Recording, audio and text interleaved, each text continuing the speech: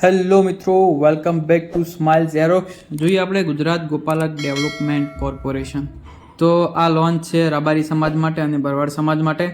તો તમારે બી જો નાના ધંધા માટે યા પછી પશુપાલન માટે લોનની જરૂર છે તો તમે આમાં અપ્લાય કરી શકો છો. ચલો જોઈએ આના વિશે થોડી વિસ્તૃત માહિતી. પરંતુ એ પહેલાં જો તમે અમારી ચેનલને સબસ્ક્રાઇબ ન કરી હોય તો આવી માહિતી માટે અમારી ચેનલને સબસ્ક્રાઇબ કરી શકો છો.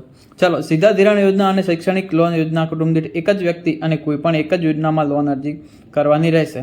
યોજનાઓ લગભગ 10 યોજનાઓ છે, એની અંદર તમે કોઈ પણ એક યોજનામાં ફોર્મ ભરી શકો છો. ત્યાર પછી લાસ્ટ ડેટ જોઈએ તો ફોર્મ ભરવાની 27/8/25થી 9મા મહિનાની 30 તારીખ સુધી તમે ઓનલાઈન એપ્લાય કરી શકો છો.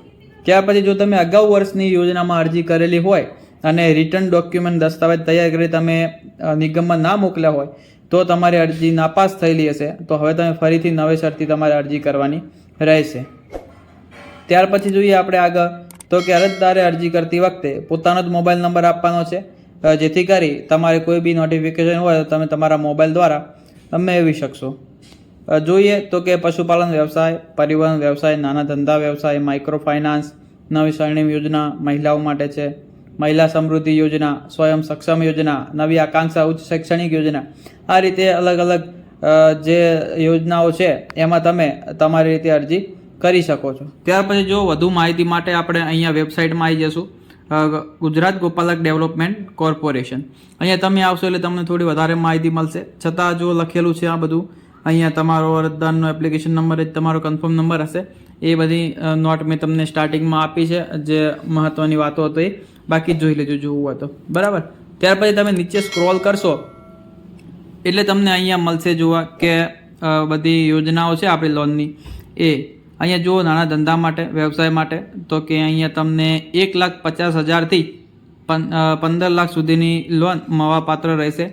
એની સામે તમે જોશો હાઉ ટુ એપ્લાય, ત્યાં ક્લિક કરશો તો એક PDF ડાઉનલોડ થશે તમારી. તો એ PDFમાં તમે જોઈ શકશો કઈ રીતે ફોર્મ ભરવું અને શું ડોક્યુમેન્ટ અપલોડ કરવાના હોય છે એ બધું, બરાબર. એની બાજુમાં જો એપ્લાય નાઉ, ત્યાં ક્લિક કરશો તો ત્યાંથી તમે અરજી કરી શકશો. ત્યાર પછી નવી આકાંક્ષા ઉચ્ચ શૈક્ષણિક યોજના, આ રીતે બધી યોજનાઓ છે એ તમે તમારી રીતે એનું હાઉ ટુ એપ્લાયમાં ક્લિક કરી અને એની માહિતી મેળવી શકો છો, બરાબર. અને સામે જુઓ લોનની ડિટેલ પણ આપેલી છે કે કઈ યોજનામાં કેટલી લોન મળે છે. ત્યાર પછી જુઓ મહત્ત્વની જે પશુપાલન વ્યવસાય છે એના માટે તમને 1,40,000 બે પશુ માટે, 4 પશુ હોય અને કેટલ શેડ બનાવવાનો હોય તમારે શેડ, તો એ પ્રમાણે 1,20,000 અલગથી અને ટોટલ 4 લાખ મળવાપાત્ર રહે છે. ત્યાર પછી સ્વયં સક્ષમ યોજના છે, મુદતી ધિરાણ, પરિવહન વ્યવસાય છે, પરિવહન માટે તમે કોઈ બી સાધન લાવવા માગતા હો તો એના માટે બી સહાય મળે છે. ત્યાર પછી મહિલા સમૃદ્ધિ યોજના, એ પણ મહિલાઓ માટે જ છે.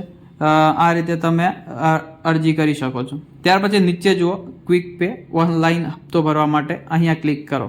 તો તમે લોન લીધેલી હોય, તમારા હપ્તા બાકી હોય, હપ્તો ઓટોમેટિક આમાંથી કપાતો નથી, તો તમે અહીંથી તમે તમારો હપ્તો ભરી શકો છો, બરાબર. બાકી જે માહિતી હતી એ મેં તમને આપી દીધી છે.